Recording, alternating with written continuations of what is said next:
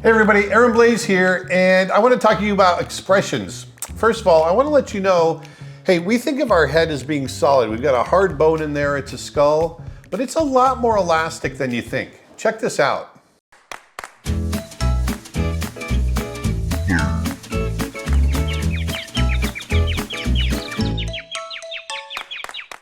Yeah, that was my son Dustin hitting me. He rocked my skull. Thanks, Dustin. You're welcome.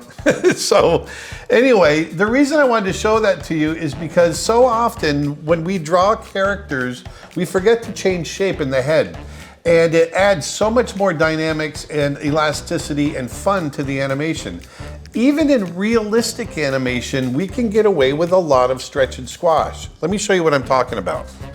So if we have a character, let's say, and normally he's just like this. Just a simple little character.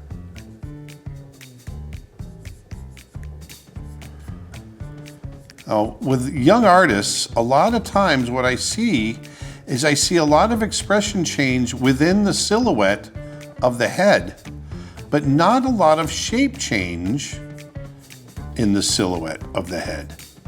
And that is where I think some of the mistakes lie. If you push the shape change, you'll push the expression, okay? So here's a normal, at rest, you know, what our character would look like normally, okay?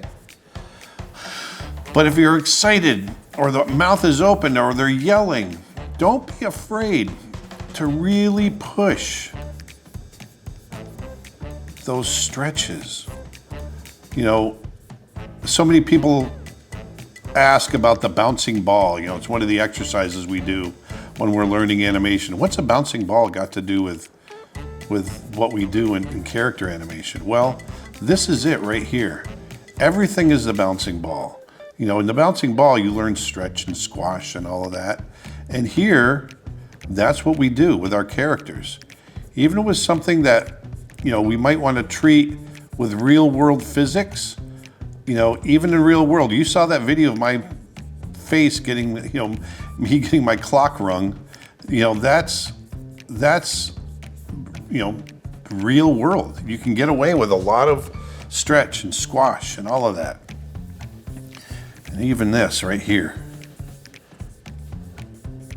So when you're drawing your characters, don't forget to change that silhouette of the head.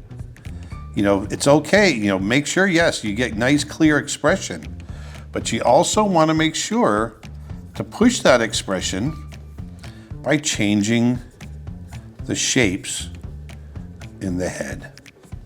It'll make your animation, your characters, everything more dynamic. Even if you're doing still, you know, even if you're doing cartoons, comic books, whatever it might be, storyboards, do this and it'll make it much more dynamic. All right, so make sure you put your squash and stretch, add some elasticity, make your expressions more dynamic. So go on out there, put some beauty back in the world, and I'll talk to you next time. Thanks.